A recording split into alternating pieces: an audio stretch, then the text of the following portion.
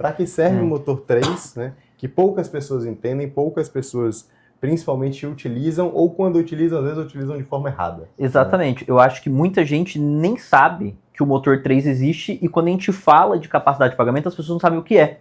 Então, eu acho que antes até explicar o que é essa capacidade de pagamento e por que a gente também considera ali como por que é um motor, né? Por que dá para usar ela para alavancar e construir patrimônio também. E esse é o motivo até de a gente não olhar para a construção de patrimônio em 20, 30 anos, em sim em 7 anos. Porque dentro do mercado financeiro você não consegue utilizar o seu motor 3. Você utiliza o motor 1 e 2, aporte e reserva. Mas o motor de capacidade de pagamento, esse é completamente inutilizável dentro do mercado financeiro, que quando a gente vai para o mercado de economia real, quando a gente vai para dentro do campo de construção patrimonial, ele é muito utilizado, né? Então, agora aproveitando para ouvir a sua resposta também, o que é o motor 3, como ele pode ser utilizado, por que ele é tão mais eficiente que os outros, no que ele impacta também, né?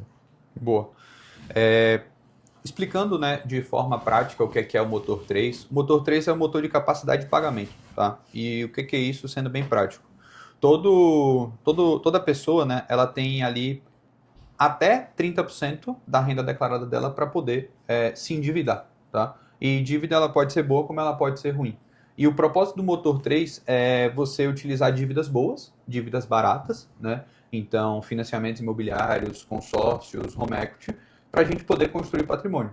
E construir patrimônio fora do mercado financeiro, até porque você precisa ter um ATI maior do que o seu custo efetivo total, tá?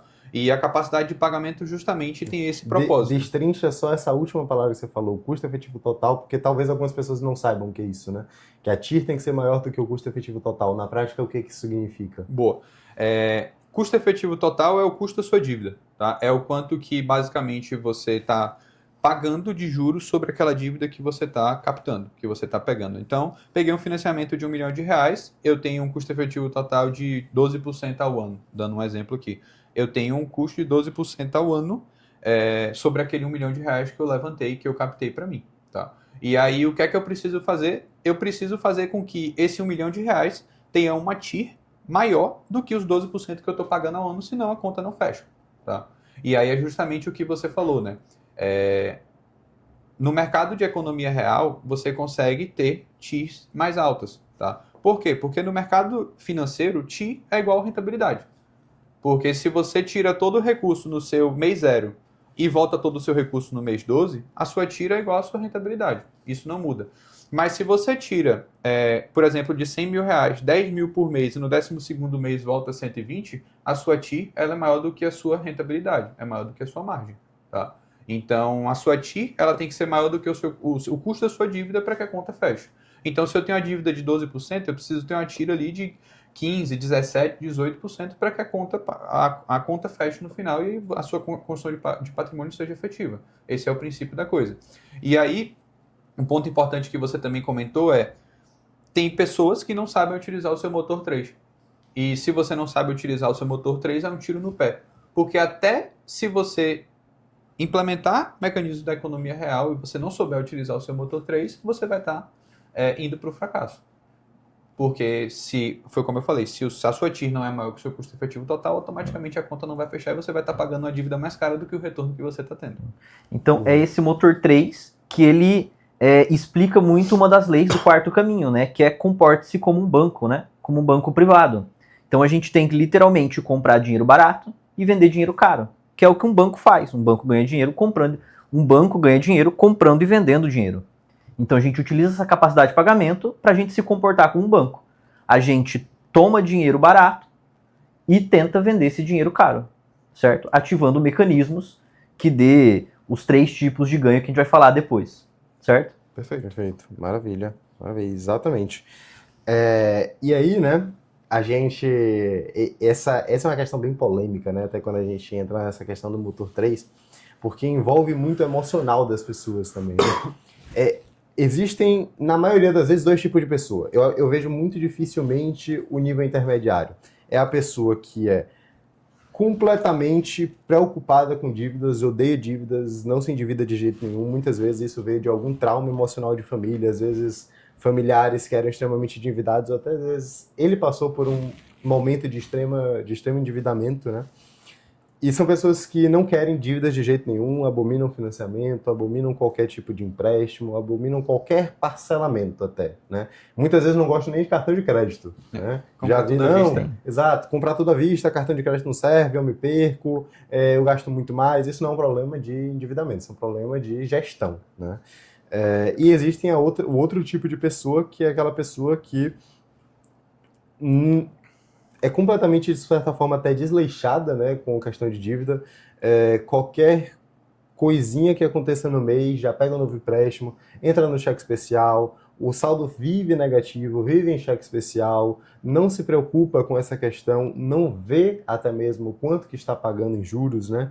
E o meio termo é muito difícil da gente ver, né? Inclusive, esse é um grande desafio que a gente tem como estrategista, quando lidar com os clientes, que é entender que sim, existe, dívida pode ser boa, dívida pode ser utilizada para a construção de patrimônio, né? Basta você saber utilizar, né? Não é pegar um cheque especial, não é pegar um empréstimo consignado, não é sair fazendo parcelamento de cartão de crédito com juros rotativos, que é um juros extremamente abusivo, né? E assim, de todos os vários centenas de clientes que você atendeu, né? Como foi sua experiência, assim, durante todo esse período, com esses 2/3 tipos, vamos colocar que existe ali alguns poucos no intermediário, esses poucos tipos de cliente, como que eles viam essa questão de utilizar crédito, né? Era difícil, era fácil de explicar para eles, as pessoas se convenciam, não se convenciam, elas entendiam, né? Porque não é uma questão de se convencer ninguém, muito mais uma questão de a pessoa conseguir entender e internalizar que aquilo de fato é o que funciona, né? Então, como é que foi todo o seu processo como estrategista, explicando isso para as pessoas e de fato a aceitação disso, né? Então, sobre esse ponto, né, existem esses 3 tipos de pessoa, né? Que é a pessoa mais cética, que não aceita tomar dívida de jeito nenhum, a pessoa que ela tá ali no meio termo, e existe a pessoa que ela toma dívida por qualquer coisa, né? E a pessoa que ela é mais cética é a pessoa mais difícil de todas, né? Aquela pessoa que ela de fato tem medo de fazer um financiamento com a casa dela, porque na cabeça dela ela demorou anos para conquistar aquilo dali, só que aquilo dali também vai ser positivo para ela, para que ela consiga alcançar mais do que ela já conquistou, né? Até porque aquilo dali é uma forma positiva da gente conseguir construir patrimônio e alavancar de uma forma mais rápida. E no fim é aquilo que você falou, né?